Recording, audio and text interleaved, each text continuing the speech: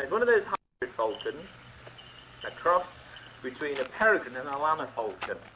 And he was produced to be a sports model, a falconry bird to go out and use the power and speed of the peregrine and then the intelligence and breaking of the llama.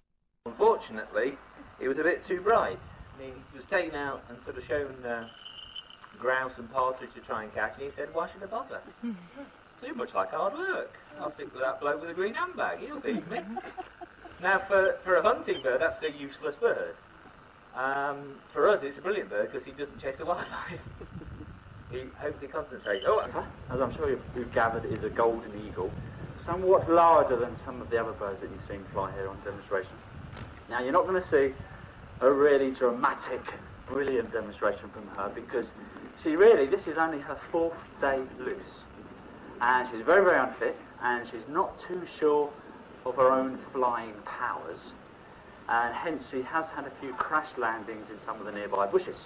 Oh dear. I just hope that she doesn't mistake you for bushes at some stage during the demonstration, otherwise we could have a bit of an accident. So we've got her flying loose. She will fly towards me, she will land on the glove of food, but the next stage that I've got to try and do with her is to build her confidence, build on her flying powers, get her fit, build up her muscles so she can fly really well, and then we will start to get a half-decent demonstration if we can. Now she is very, very nervous, and hence the reason why she's sort of trying to be a fruit bat hanging upside down on the way down here. Down here, the problem is he knows his way home. As soon as he gets bored, he goes home. So I'll try and get some more eagle owl flying for you. His name is Blotto, and he's a European eagle owl that we bred here at the centre. Not last year or the year before, but the year before that. So he's 3 years old. His ears aren't those things on the top of his head. Just feathers on the top of his head. Yes, they are, sure. His ears are in the same place yours are at the side. But with some of the owls, they're actually at a slightly different level. So not only can owls get distance, they can also estimate, direction, they can also estimate distance.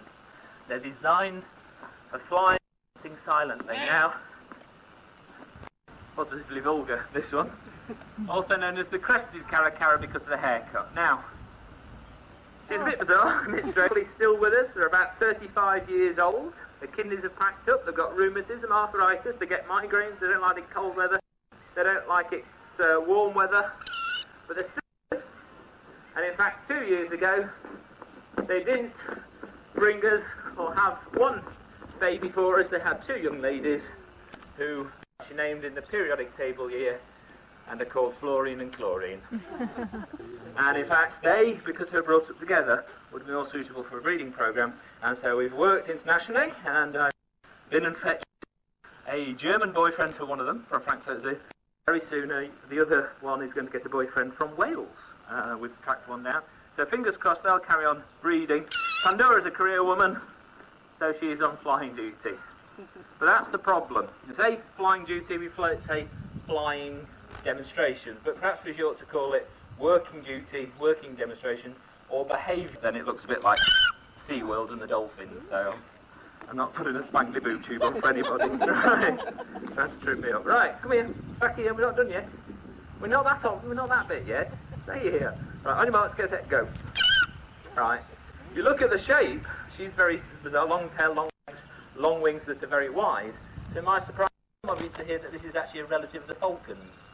But what's happened is that they've imagine on the rocky seashore, pulling out the crabs and the urchins. You can imagine in the rainforest. She's just showing off now. See, she can fly brilliantly. We've done the flying bit, though. We're on to the novelty eraser, right? Straight away, most birds would ignore it. Pandora brings it back, and not only that, if you notice, she carried the logo in the right way. Yeah, it's called Graphite. Graphite is a female merlin. She is 2 years old, and she's had a bit of a stomach bug over the last couple of weeks, and she hasn't been herself. So we sent her to the doctors, and we've got her better again, and they give her a little bit of a